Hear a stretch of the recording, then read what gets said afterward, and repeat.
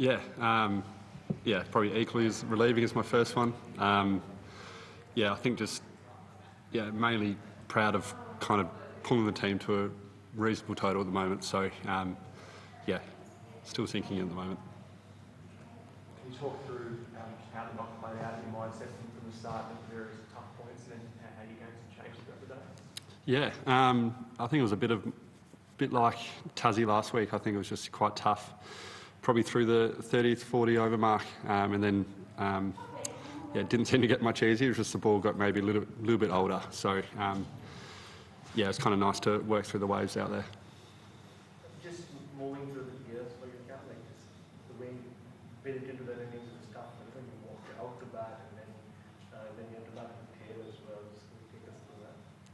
Yeah, I'm still trying to work out how the best to play with the tail. I think I've probably exposed Gaz a bit too much at the end there, but it's still, fine balance between still trying to score runs, but then making the guys down the bottom face too many balls. So it's still a work in progress and something I need to look at in the future. And just as you walked off, Steve Smith was right there, getting a little fist bump, and obviously he's spoken a lot about how he wanted to open with, wanted you at number 4. Just when you hear someone like him say that, and to do that and to meet him after that, it's not that. Yeah, no, I didn't think about it like that. No, it's obviously really special. Someone like Steve, he's obviously someone that I've looked up my whole career, and it's pretty cool that he's saying those nice words. And I'm not sure if he's moving out the way. I think he's pretty keen for a new opportunity and something to bring life to his cricket. But it's obviously nice that he has me in the back of his mind, and it's always a good feeling. How important was Tassie in every other test match you've had, going back to the WTC and even Adelaide, you hadn't had a red ball leading and you got one this time in very similar conditions. How important was that? Yeah, I think it's really important. I think, I probably struggled to have the red ball practice leading in. I think it's been always 1 or 2 net sessions, then thrown in the deep end a little bit. But that's what international cricket's like at the moment. Unfortunately, it's been a pretty busy 18 months and there's not much practice in between changing formats, and I think it's just a bit of a work in progress for myself. I'm trying to obviously learn off guys that do it quite regularly, and Steve and Mitch Marsh, Dave Warner. I think they stay true to their technique, and it's something that I need to work on, not trying to be changing so much in between formats. So, but it's always nice to spend some time out in the middle before a test series, 100%. First answer, you said it's just relieving. It's the first match. Do you mean innings or century? Century. Yeah. No, all good. Actually, when I asked about pitch I was playing, because there were a couple of pretty vicious deliveries I was moving down there. All the bowlers, including yourself, have a look at the pitch and keen to get out there and try and get out. Yeah, 100%. I think that's what's really exciting about tomorrow. I think we got a total that's reasonably competitive, especially with our bowling lineup. I think. They came out after lunch, and potentially the wicket got a little bit harder. So, any divoting they might have created in the first session probably hardened up a bit. So, I think that's what just made it tough after lunch. And I think it's exciting for us. I think they bowled a really good length all day, and I think we had to work pretty hard to try and change their length. So, it'll be exciting tomorrow. Cameron, how important was Mitch Marsh coming out of 4 for less than 100 and he's counter punched and sort of wrestled back the momentum for you? So was that the chat that you were in, how crucial was that? Yeah, 100%. I think, I was struggling down my end, and obviously know how Mitch plays, playing quite a bit with him for WA. I think he always loves to score, and I think that's exactly what we did at the time. Just put some pressure back on them. Obviously when it was tough out there, and someone who's looking to score is obviously really dangerous. So, I thought his innings was really crucial for us today, just kind of put them on the back foot and try and take a bit of shine off the ball. So, I think he batted beautifully today.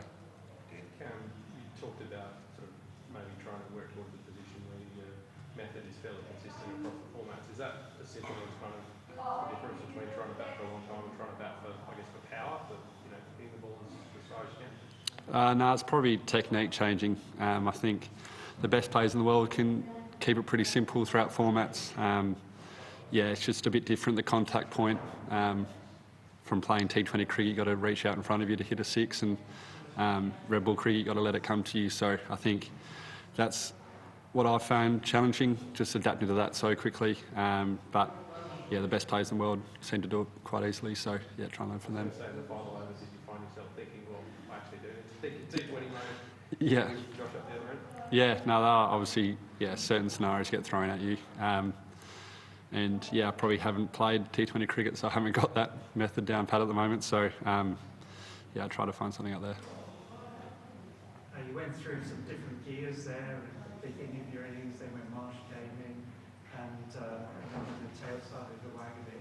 Just how difficult was that on that pitch when it was helping the bowlers all day? Yeah, I didn't really feel like I had to ebb and flow. I think it was just a natural progression of the game. I think, yeah, it was obviously quite tough when I went out there. And I think even on a flat wicket, I still take time to get in. Yeah, it's just like anything, you've got to get yourself in and yeah, give yourself the best chance to get through. You're very good with mental also. From a mental process perspective that you haven't done previously, or something that you finally with what you've been trying to do for a while? Yeah, I think that's probably the beauty of getting another red ball game in. You've got a really good chance to really lock in into your own bubble, be able to yeah, basically practice switching on, switching off in between deliveries and yeah, going through your methods. So I think that's maybe equally as important. I think in T20 cricket you just switched on the whole time. Yeah, there's no need to switch off. So I think yeah, having that yeah, red ball practice in the Shield game was just as crucial mentally as was yeah, getting my technique down. Cameron, we said about after that knock against England in the World Cup that losing your spot to play maybe hungrier. Does that, in a sense, also the one spot test team make it more satisfying now to come back and really, you know, play a really important role? Yeah, 100%. It's always satisfying scoring runs for Australia. Yeah, when you're not quite in the team, it does yeah, make you stop and think and how special it actually is to be playing for Australia. Sometimes you do forget that when you're playing so much. So no, it's nice to be back. And just on number 4 itself, Cameron, after this one, the 4th innings there, you looked at decent touch at the other in the second. Your position now, like you're enjoying it, number 4 is where it is? Oh, well, no, you never know after one innings. Yeah, it's obviously where I like batting for WA. I think it suits my game. I think, yeah, I found it tough batting after Heady for a few years. I think he just made scoring look a bit too easy, and obviously I'd take a bit of time to get in. So, yeah, I think, yeah, someone like Mitch Marsh is absolutely beautiful with that position. I think, yeah, kind of how he goes about it. It's just as aggressive, if not more, than Heady. So, yeah, I think number 4 suits me, but it's just whether or not that suits the team. Great, thanks guys. Thanks, guys.